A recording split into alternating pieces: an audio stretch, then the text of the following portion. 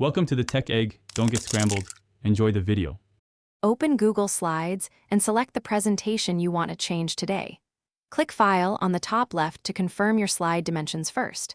Click Page Setup to check aspect ratio or custom measurements quickly. Return to the main toolbar and click Theme to open the Theme Picker panel. You will see built-in themes and your recent themes in a vertical list. Decide if you want to apply a built-in theme or customize an existing theme now. Browse the built-in themes displayed on the right side of the screen slowly. Hover over thumbnails to preview colors and font combinations before choosing. Click any theme thumbnail to apply it instantly to every slide in your deck. If you prefer another file's design, click Import Theme from the bottom of the panel.